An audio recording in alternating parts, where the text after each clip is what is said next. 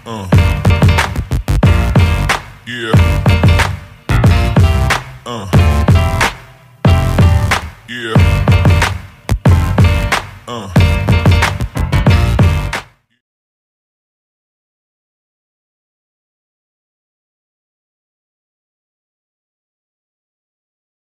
Halo semuanya, selamat datang di Kosakata Alam. Saya Eka Saptel, dan kali ini saya bakal ngajak kamu semua untuk cari tahu soal paru-paru dunia atau hutan.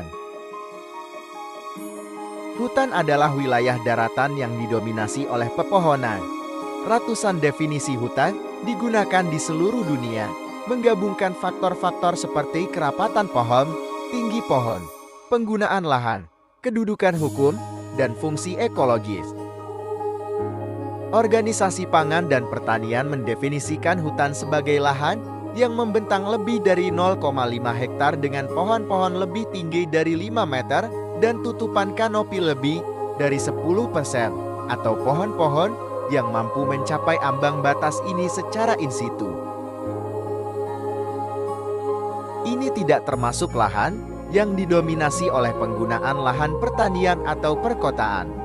Menggunakan definisi ini, FRA tahun 2020 menemukan bahwa hutan mencakup 4,06 miliar hektar atau sekitar 31% dari luas daratan global pada tahun 2020. Sungguh menakjubkan, bagaimana cara Tuhan menciptakan semuanya, tidak ada yang tidak memiliki manfaat. Begitu juga dengan tanaman yang merupakan salah satu ciptaan Tuhan yang memiliki manfaat yang sangat besar bagi manusia. Hutan adalah ekosistem terestrial yang dominan di bumi dan tersebar di seluruh dunia. Lebih dari separuh hutan dunia hanya ditemukan di 5 negara Brasil, Kanada, Cina, di lintang yang lebih tinggi, dan jumlah curah hujan juga mempengaruhi komposisi hutan. Hampir setengah dari kawasan hutan 49% relatif utuh, sementara 9% ditemukan dalam fragmen dengan sedikit atau tanpa konektivitas.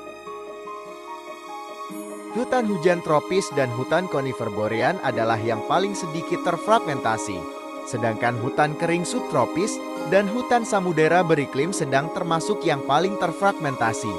Sekitar 80% dari kawasan hutan dunia ditemukan di petak-petak yang lebih besar dari 1 juta hektar.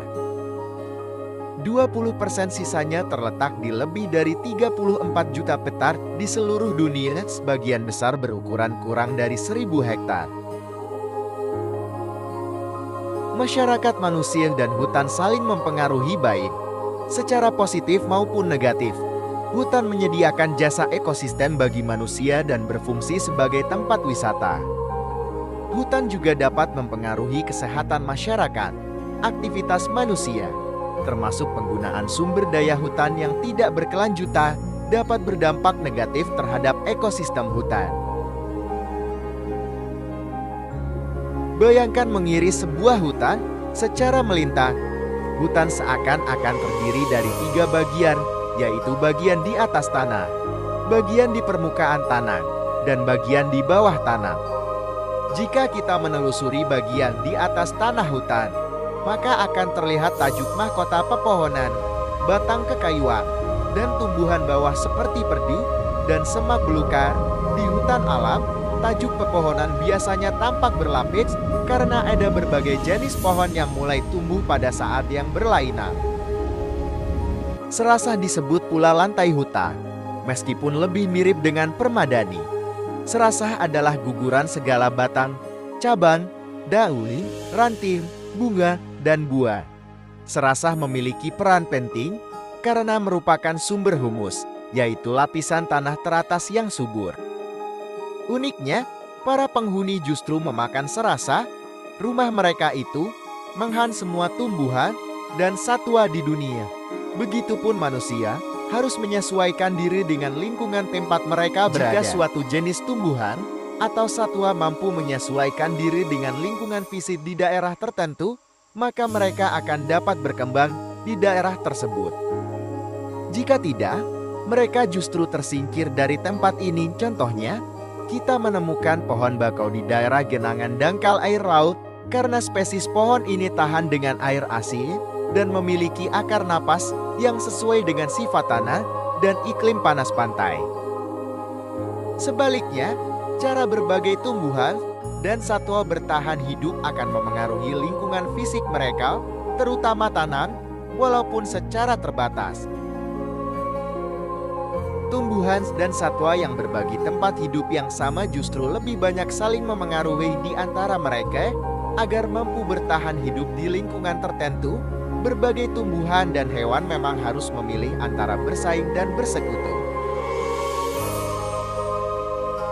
Burung kuntul, misalnya, menghinggapi punggung banteng liar untuk mendapatkan kutu sebagai makanannya. Sebaliknya, banteng liar terbantu karena badannya terbebas dari sumber penyakit. Jadi, hutan merupakan bentuk kehidupan yang berkembang dengan sangat khas, rumit, dan dinamik. Pada akhirnya, cara semua penyusun hutan saling menyesuaikan diri akan menghasilkan suatu bentuk klimaks, yaitu suatu bentuk masyarakat tumbuhan dan satwa yang paling cocok dengan keadaan lingkungan. Akibatnya, kita melihat hutan dalam beragam wujud klimaks, misalnya hutan sabana, hutan merangga, hutan hujan tropis, dan lain-lain. Rimbawan berusaha menggolong-golongkan hutan sesuai dengan ketampakan khas masing-masing. Tujuannya untuk memudahkan manusia dalam mengenali sifat khas hutan. Dengan mengenali betul-betul sifat sebuah hutan, kita akan memperlakukan hutan secara lebih tepat, sehingga hutan dapat lestari. Hutan dapat dibedakan sebagai hutan dengan permudaan alami, permudaan buatan, dan permudaan campuran. Hutan dengan permudaan alami berarti bunga pohon diserbuk dan biji pohon tersebar bukan oleh manusia, melainkan oleh angin, air, atau hewan. Hutan dengan permudaan buatan berarti manusia sengaja menyerbukan bunga serta menyebar biji untuk menumbuhkan kembali hutan. Hutan dengan permudaan campuran berarti campuran kedua jenis sebelumnya.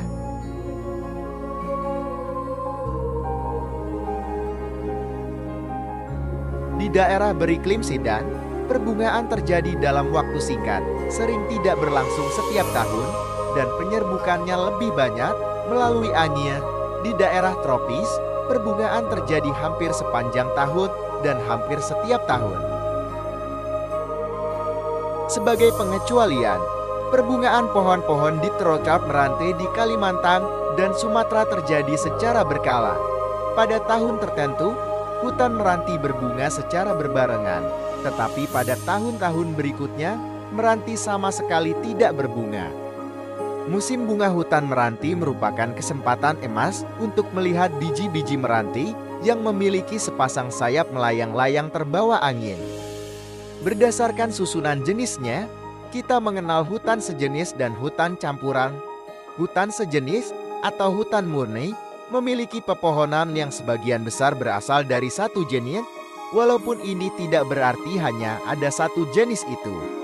Hutan sejenis dapat tumbuh secara alami baik karena sifat iklim dan tanah yang sulit maupun karena jenis pohon tertentu lebih agresif.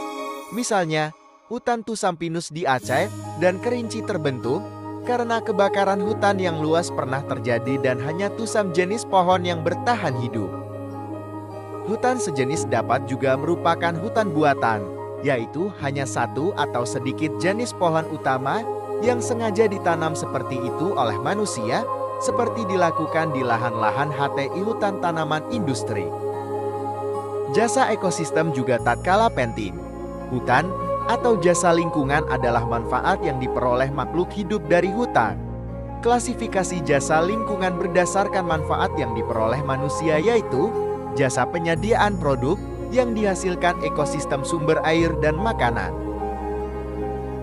Jasa pengelolaan pengaturan iklim mikro, pencegahan banjir, penyimpanan cadangan karbon dan penyediaan habitat flora dan fauna, jasa nilai budaya edukasi, ekowisata, rekreasi, dan jasa pendukung untuk memproduksi seluruh jasa ekosistem fungsi hidrologi.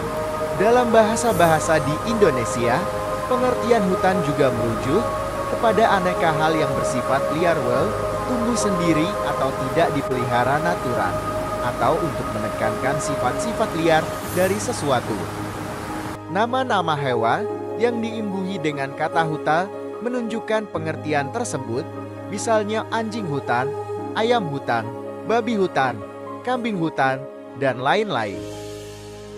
Demikian pula, sesuatu bidang lahan yang tidak terpelihara atau kurang terpelihara kerap disebut hutan atau menghutan, berlawanan dengan kebun yang dipelihara dan diakui pemilikannya. Terima kasih sudah menonton. Semoga kalian terhibur. Jangan lupa komen dan subscribe juga ya. Sampai jumpa lagi.